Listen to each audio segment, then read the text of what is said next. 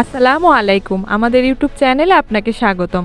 জানিয়ে দেব আজ ও আগামী 4 দিনের আবহাওয়া পরিস্থিতি কেমন থাকবে। চলুন জেনে নিই এক নজরে। আজ রংপুর, ময়মনসিংহ ও সিলেট বিভাগের অনেক জায়গায়, রাজশাহী, ঢাকা ও চট্টগ্রাম বিভাগের কিছু কিছু জায়গায় এবং খুলনা ও বরিশাল বিভাগের দুই এক জায়গায় অস্থায়ীভাবে দমকা বা ঝড়ো হাওয়া সহ হালকা থেকে মাঝারি ধরনের বৃষ্টি বা বজ্রসহ বৃষ্টি হতে পারে। সেই সাথে রংপুর, ময়মনসিংহ, খুলনা বিভাগের কোথাও কোথাও মাঝারি ধরনের ভারী থেকে অতি ভারী বর্ষণ হতে পারে। এ সময় সারা দেশের দিন এবং রাতের তাপমাত্রা প্রায় অপরিবর্তিত থাকতে পারে।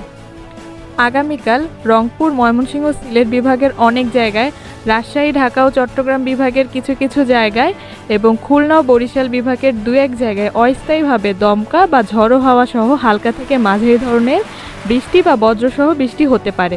সেই সাথে রংপুর, ময়মনসিংহ, সিলেট বিভাগের কোথাও কোথাও মাঝারি ধরনের ভারী থেকে অতি ভারী বর্ষণ হতে পারে। এদিন সারা দেশে দিন ও রাতের তাপমাত্রা সামান্য বাড়তে পারে। আগামী শনিবারও বৃষ্টিপাতের এই প্রবণতা অব্যাহত থাকবে।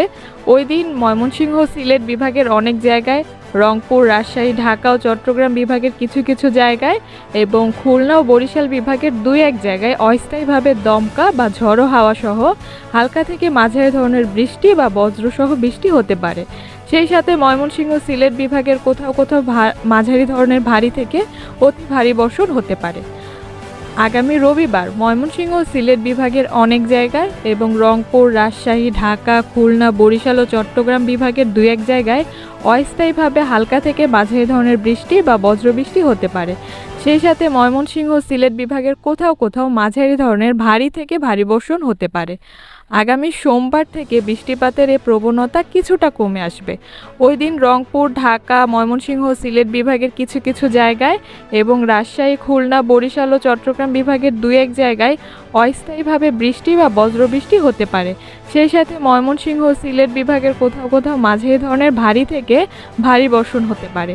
ওই দিন সারা দেশে দিনের তাপমাত্রা সামান্য বাড়তে পারে এবং রাতের তাপমাত্রা প্রায় অপরিবর্তিত থাকতে পারে। এই ছিল এখনকার মতো। নিয়মিত আবহাওয়ার আপডেট পেতে আমাদের চ্যানেলটি সাবস্ক্রাইব করে রাখুন। এতক্ষণ সাথে থাকার জন্য ধন্যবাদ।